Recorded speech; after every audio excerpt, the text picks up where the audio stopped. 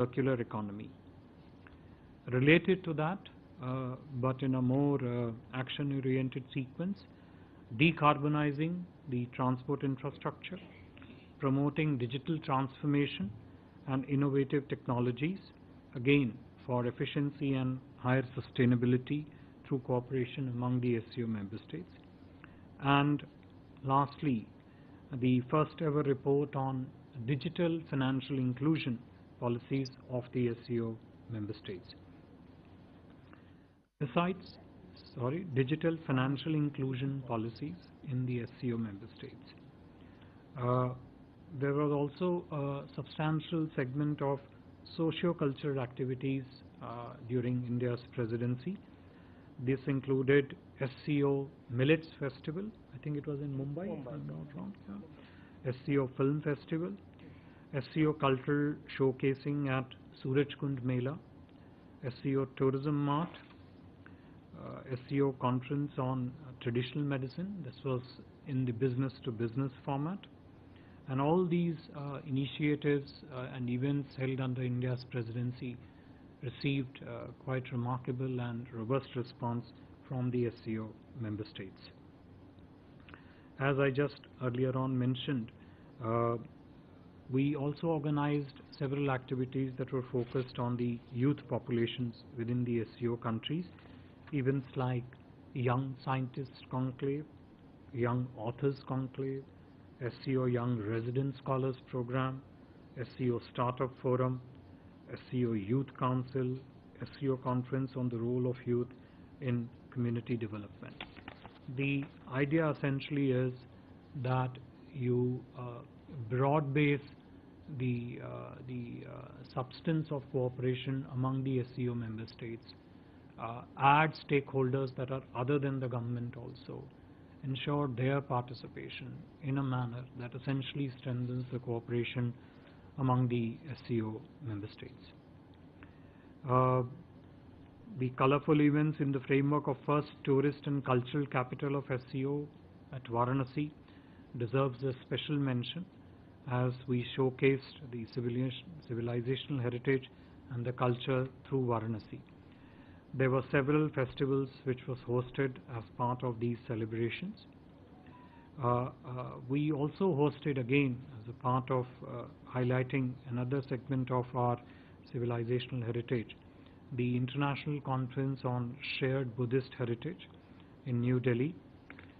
Special chair, and I would like to mention this in particular, a special chair on the shared Buddhist heritage was also created at the Nalanda University under the Government of India arrangements. And to mark India's first ever presidency of SCO, a commemorative stamp was also released last month in June. I am also pleased to inform that an Indian-themed New Delhi Hall was inaugurated recently at the SCO Secretariat in Beijing.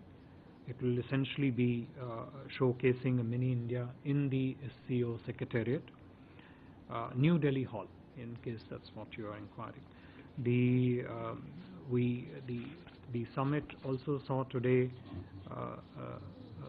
extensive felicitation and congratulation of the leadership by India of its presidency, the extensive reach that we ensured all over the country in hosting the 134 events, the substance to the outcomes of SCO cooperation in line with the SCO Charter and its objectives, and one of the larger purpose, which is to strengthen not just cooperation among the governments and the systems, but also people-to-people ties among the SCO member states.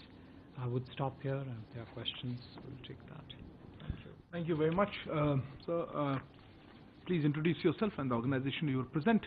Let me start with you. Actually, I saw you. Sir, we heard the Russian president... Introduce yourself and the organization. Sorry, Street of the Asian Age and Deccan Chronicle. Sir, we heard the Russian president say that, talk about the trade and commerce between Russia and China and rubles and yuan. And also there are reports that Indian oil companies are making payments in yuan to Russia. Just wanted to comment on that. And related query, the Kyrgyz president said that the SCO has failed to... Just hang on. Did you say that the Indian oil companies are making payment in yuan? Yeah, that's what the reports... That's not related to the SCO, and I saw a media report on it. I don't think those are Reuters media Okay. reports. Are you quoting a report or are you making a statement? No, I read a report yesterday, sir, on this, Just wanted to be sure. about Indian oil companies making payments. And also, related query, the Kyrgyz president said that the SCO had not lived up to its promise and potential in the field of trade and finance. So, could you get a comment from you on that as well, please? Thank you. Right, Yeshi. This is Yeshi Seli from the New Indian Express. So can you elaborate a little on the digital financial inclusion amongst the digital financial inclusion, and also Bhashini? I mean, is it a platform which is ready to use, or it is just an idea that the PM talked about? Bhashini, the artificial intelligence. Yeah, I don't know. Swasini? I hope it's not too late to ask this question, but since you spoke about the unprecedented interactions held in, under the SCO rubric, the question again, why was the SCO not held? Why was this SCO not held in person? It was certainly a huge contrast to the SCO held just last year in Uzbekistan, as well as to plans for the upcoming G20 here. So if those could have been held, presumably COVID was not the reason, why could this one not be held in person? And my second question is a small one. At the foreign ministers meeting, we did hear about the possibility of a decision on English being taken as one of the formal languages at the SCO. Was there any movement on that? No, you, please. Sir मैं मुकेश कौशिक हूँ दैनिक भास्कर से मैं आतंकवाद की तरफ जो मोदी जी ने इशारा किया है कि terrorism has become a major threat, उसमें अगली लाइन कोट करके मेरा सवाल मैं पूछना चाहता हूँ. Some countries are using cross border terrorism as an instrument of their policies providing shelter to terrorism, and there should not be no place of double standards on such serious matters. Sir मैं अपने हिंदी पाठकों को समझाना चाहता हूँ, ये पाकिस्तान के अलावा कौन सा देश है आप जो क्रॉस बॉर्डर प्रश्न पूछ रहे हैं कि सवाल क्या है आपका? पाकिस्तान के अलावा आपने कहा सम कंट्रीज, तो पाकिस्तान के अलावा कौन सा देश का जिक्र आप कर रहे हैं? प्रधानमंत्री जी को सुन तो लिया आपने, आप चाहेंगे कि हम क्लैरिफाई करें? एनीवे, पाकिस्तान मैं नोट के कर अलावा दूंगा. कौन सा देश है जिसमें हम सम कंट्रीज कह रहे हैं, Some country. और चाइना के अलावा कौन सा देश है जो डबल स्टैंडर्ड अपनाता है? अच्छा, थैंक यू.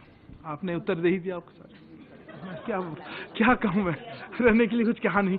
उन्होंने सवाल का उत्तर भी दे दिया कि पाकिस्तान के अलावा और कौन सा देश टेररिज्म करता है, और चाइना के सिवा कौन डबल स्टैंडर्ड करता है. अच्छा, I had one more hand here. या Ayushi. So Ayush Agarwal from ANI. So in the context of connectivity, Prime Minister also talked about respecting sovereignty and territorial integrity. So was that a message to Pakistan and China on the BRI and CPEC routes passing through Pakistan-occupied Kashmir, since earlier we saw there were reports of, expansion of CPEC despite India's concern?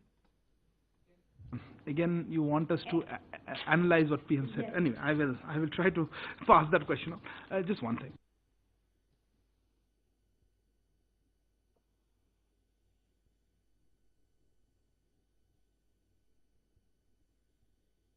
Let me just clarify actually. Your first question was referred to what the Chinese president mentioned. That was actually...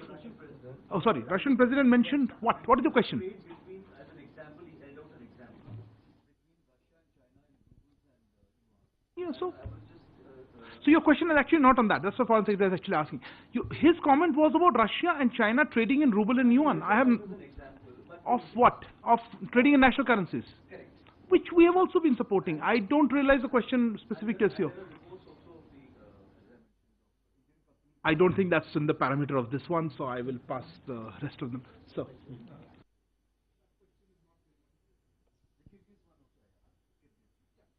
Kyrgyz one, yes, noted.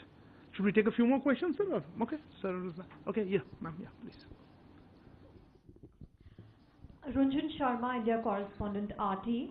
Putin suggested to transform the regional anti-terrorist structure of the SCO into a universal center that would respond to a range of security threats. Now, how much closer military cooperation does India think is possible within the SCO? Sorry, how are the two statements related? How? Military cooperation is not what RATS is about. Sorry? The regional anti-terrorist is not military, so I just want to make sure that that link is not evident to me. However, we'll take that question. Okay, somebody else had a hand here? Amitabh, yeah, go ahead. Yeah, go ahead. Thank you very much. Shah Pantu with the Mint. So the Prime Minister in his speech basically stated as well that he asked whether SCO was evolving into an organization that was prepared for the future. And this was seen as a comment on whether the SCO has made the reforms and modernizations necessary. He also said that India will support reform and modernization proposals. Can you point to any specific proposals that India will be backing, as well as things that the SCO needs that SCO is not filling? And also just a quick question to add to that. In terms of emerging fuels, which was mentioned as a new area of cooperation, is there anything specific? Can you give some more flavor on what that cooperation look like? We take this round or? No? Okay. Okay, you don't want to take all the questions, sir? Yeah, you had a query. Yeah, go ahead. Salish. Yeah, basically the same as... Please introduce yourself and the organization. Sandeep Dixit Tribune. Thank you. Basically the same, in concrete terms, we would like to know what are the reforms that SCO is undertaking. And we heard the minister at Goa where he said that they would like to introduce English as the third language after Mandarin and Russian. And basically what are the concrete areas of reform and expansion? I saw one more hand here. Yeah, go ahead. Sir, प्रधानमंत्री मोदी ने क्षेत्रीय अखंडता Madhurendra news nation से thank you sir. प्रधानमंत्री मोदी ने अपने speech में opening note में कहा कि संप्रभुता और क्षेत्रीय अखंडता का सम्मान किया जाए। दूसरी तरफ हमने देखा और सुना कि चीन के राष्ट्रपति ने BRI प्रोजेक्ट में सभी SCO सदस्य देशों को शामिल करने की बात कही, जो कि हमारे क्षेत्रीय अखंडता के लिए सबसे बड़ा सवाल है अगर हम पाकिस्तान ऑक्युपाइड कश्मीर में सीपे के लिहाज से देखें तो क्या ये माना जाए कि SCO के मंच पर संप्रभुता और क्षेत्रीय अखंडता को लेकर आम सहमति नहीं है देशों में? हमारा मतलब ठीक है sir. Okay, thank you sir.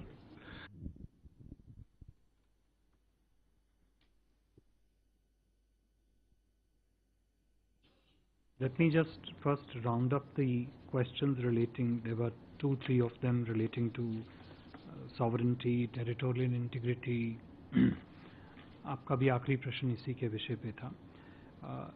You see, you would have many of you would have followed the proceedings today, and the references to sovereignty and territorial integrity came both in the context of the charter of the SCO as also relating to the connectivity projects that the SCO member states are. In fact, connectivity was one of the key areas of focus in terms of cooperation among the SCO member states.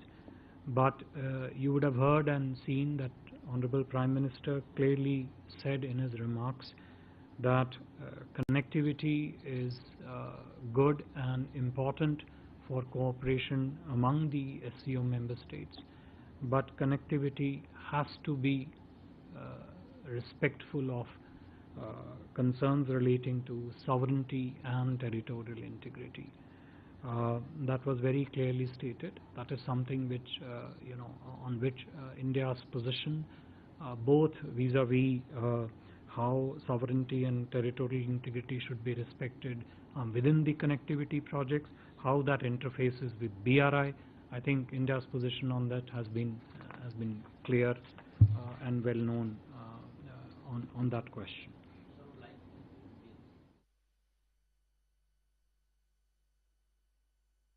देखिए, जहाँ तक संप्रभुता और क्षेत्रीय अखंडता के प्रश्न का सवाल है, प्रधानमंत्री जी ने अपने वक्तव्य में स्पष्ट रूप से कहा और आप सबने सुना भी होगा कि जहाँ तक कनेक्टिविटी का मुद्दा है, क्षेत्रीय आर्थिक सहयोग के लिए SCO मेंबर स्टेट्स में आपस में सहयोग और सहकार्य के लिए कनेक्टिविटी बहुत महत्वपूर्ण मुद्दा है, लेकिन यह भी आवश्यक है कि कनेक्टिविटी किसी भी देश की संप्रभुता और क्षेत्रीय अखंडता को वायलेट ना करे।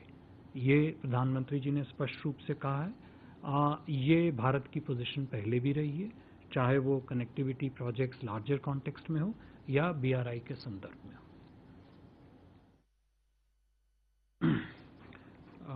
there was earlier a question on the use of English. I'm told that this is something which is ongoing.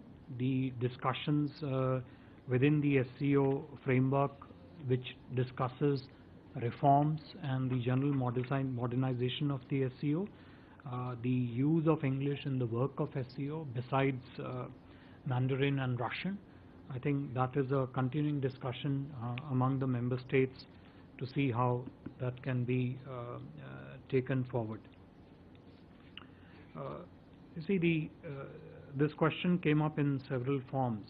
The question of terrorism, mandate of the regional anti-terrorism structures of RATs of the SCO, and as I mentioned in my opening remarks, the priority among the SCO member states to fight against the menace of terrorism is actually very clearly spelled out in Article 1 of the SCO Charter, which talks of the need for the SCO countries to come together to counteract problems of terrorism, separatism and extremism. And the regional anti-terrorist structures that is headquartered in Tashkent, essentially was framed and built essentially to meet this particular charter objective of the SCO, and that is a forum which brings together the SCO member countries in terms of what should be the modalities of cooperation among the SCO member states to fight this challenge. Now, whether that is in terms of information exchange on the specifics of the terrorism, extremism, separatist problem, whether that is related to the sharing of assessments among the SCO member states, and how exactly should the SCO member states strengthen cooperation among themselves to fight these challenges. Naturally, as the SCO has grown, the elements of cooperation in this space have also continued to grow. But one thing which it doesn't include is the military cooperation. I think that was the specific question. But I wanted to use the opportunity to answer to that question, to also frame it in the larger perspective of how the SCO member state prioritize addressing the challenges of terrorism, separatism and extremism, and how that cooperation is anchored insofar as SCO member states are concerned within the regional anti-terrorist structure RATS that is headquartered in Tashkent. Look, on virtual summit question which was asked earlier on, this is something which we had responded to in great detail when we had held the original presser about the SCO summit in one of the previous briefings. There are a number of factors that go behind a decision in holding the summit, in this case the virtual summit, which in no way signifies, hints, insinuates the dilution in the objectives that we are trying to seek of the SCO summit. If anything, if you look at the range of activities that India has undertaken during our presidency, and I mentioned to you 134 meetings, events, not just of political nature, but also of economic nature and the cultural nature. The number of new initiatives that we have introduced during our presidency, a number of new mechanisms that the two key ones which I mentioned, one on the working group on I think it was startups, and the second one was on the traditional medicines. Now those are areas of extreme relevance and importance, both from the public health perspectives when you look at traditional medicine, and innovation in terms of the future areas of economic growth, and also of partnership from among the SCO member countries, which allows me partly to segue into the the question that was pegged on the statement by the Kyrgyz president, which was on the need for greater cooperation among the member states on economic issues in general, and trade, and particularly the financing modalities in particular. In fact, the question of a need for greater financing modalities was also something which was mentioned by, I think, a couple of other leaders of at the summit today also. Look, all along, one of the primary areas of importance for cooperation among the SCO member states has been to focus on how to really increase trade, technology, investment, tourism-related linkages.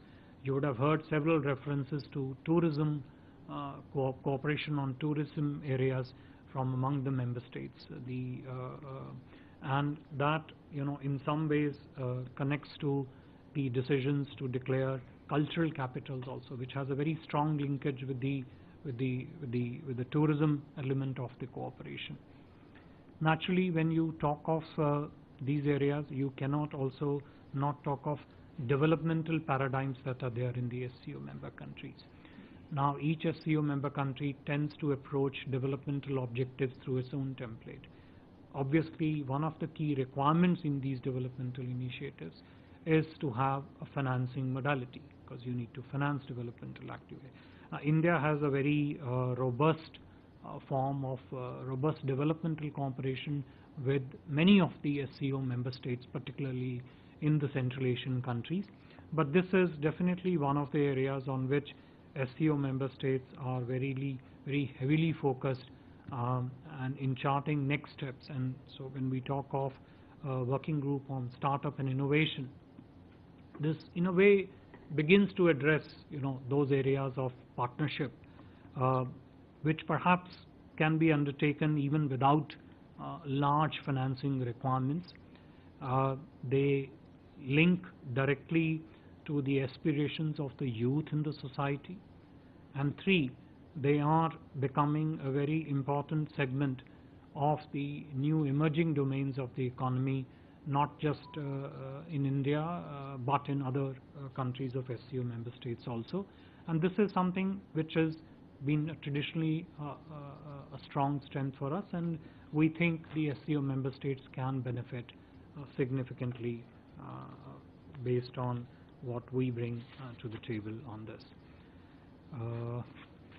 Just see.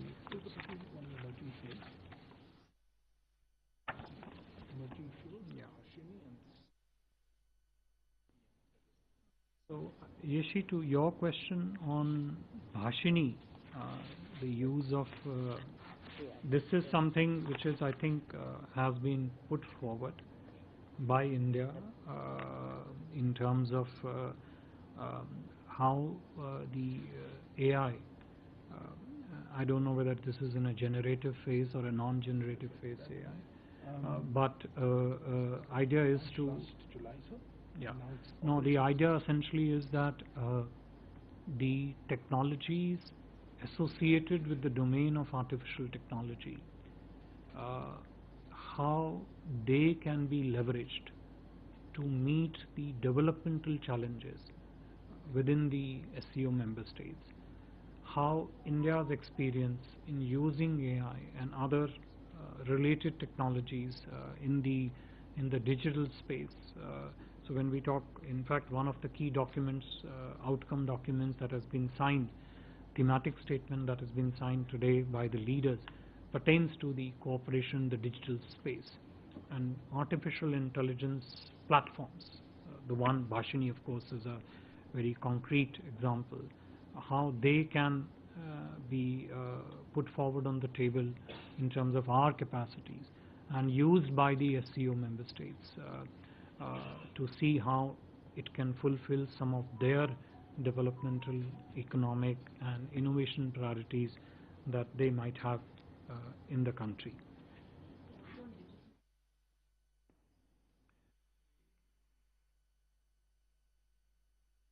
Is there a specific thing in your mind on digital financial? Yeah, it's a report which is there, which has come out as one of the ministerial meetings on the digital financial inclusions.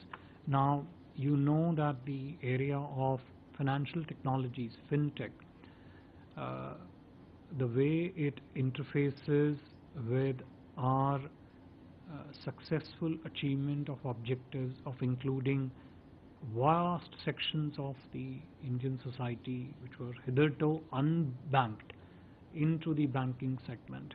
They are about bringing one major element of financial inclusion.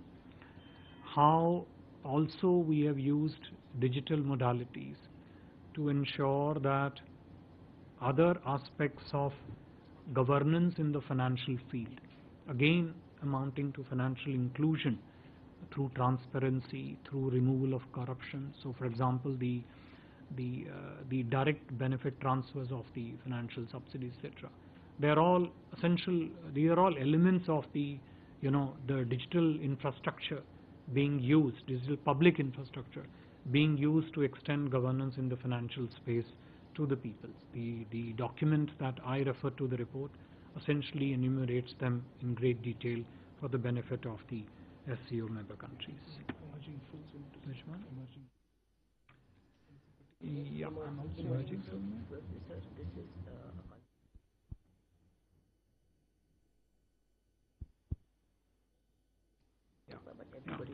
See, the question of emerging fuels that was asked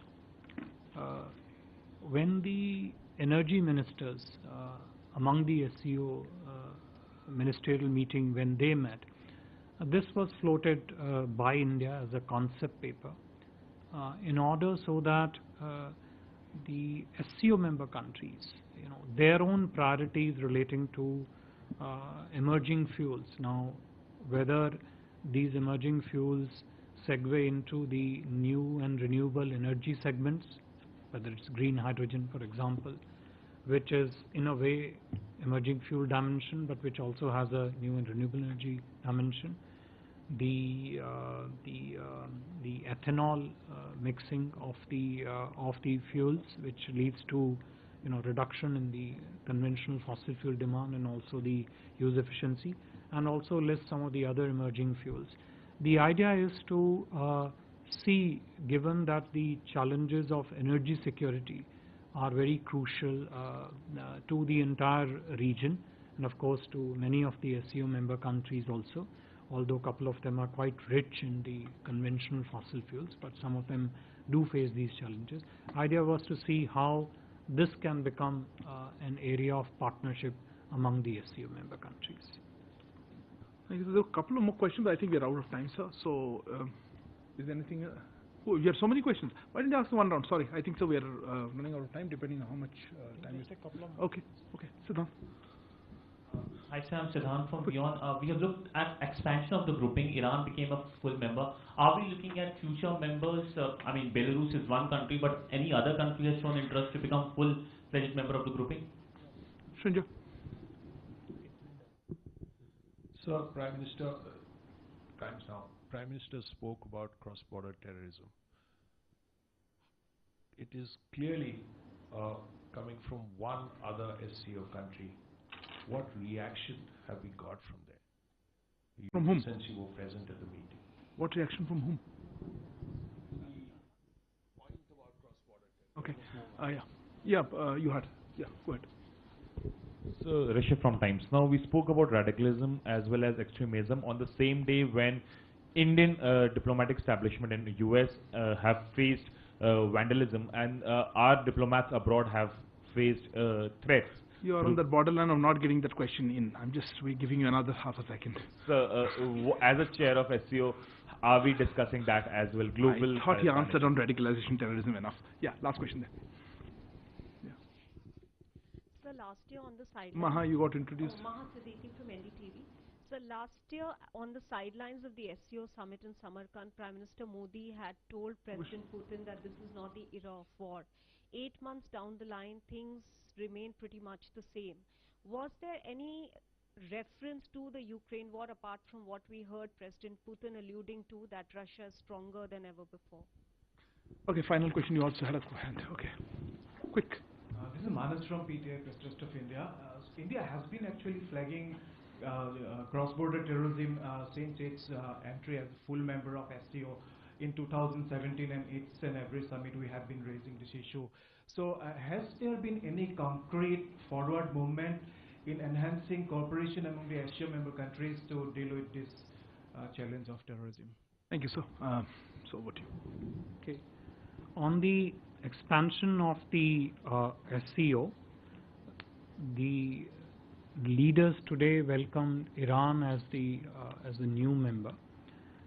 Insofar as Belarus is concerned, the memorandum of obligations, which is essentially a procedural part for any country to complete before it becomes the member of the SCO, is to be completed. It is generally expected that that would be completed by next year, and Belarus would join in after the completion of that process as a member. As of now, there are 14 other dialogue partners in the SCO. There are also 3 observers. To our understanding, there are no more pending applications with a request to become a member of the SCO as of now. I really don't want to belabor on this point of the challenge of terrorism, extremism, separatism. You mentioned radicalization. You all heard what Prime Minister said, and what he said is not just in line with what we think to be correct, what the world thinks to be correct, but is also very explicitly provided for in the SCO Charter, in Article 1 of the SCO Charter, which requires the SCO member states to work together to address these challenges of terrorism, extremism, separatism. And it says clearly, I think there, I don't really remember the exact language, it says in all manifestations. We have been highlighting this challenge of terrorism well before perhaps any other country started talking about it, in terms of the challenge that it presents to the fabric of a society, the ways of society, and in that cross-border terrorism has been one fact which we have constantly underlined for member states to recognize, which they do, for them to come together and address this challenge and also its evolving phases. And as I mentioned, insofar as the SCO framework is concerned, there are other frameworks where we talk about this challenge, where we underline the need for the member countries to come together to fight this challenge. But in the SCO framework, regional anti-terrorism structure is the format and the framework which is available, and we very strongly bring this up in that forum and talk about this. Maha, what was your question? I'm sorry. 4 or 8 months ago. Yeah. Look, the leaders, when you, and as I said, you would have all, watched those statements made by the member states. And one thread which you would have found coming across all the interventions by the leaders today was that the kind of radical changes that are taking place in the world, the conflict in Ukraine, and the impact those developments and the conflict in Ukraine is having on the economic structures and economic problems it's creating for the developing countries. Several leaders today talked about the problem of food security, fuel security. Some of them even talked about the fertilizer security. Again, the focus, if you watch today, was very heavily on these.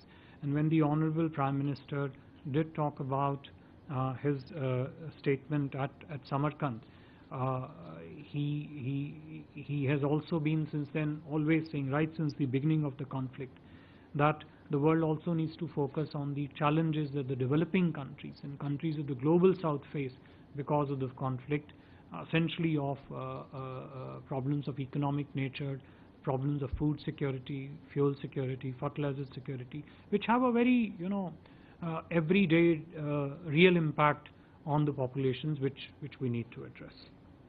Thank you very much, sir. Thanks also to Srimati Arjuna Patel for joining us. Thank you all. Good day. Thank you very much.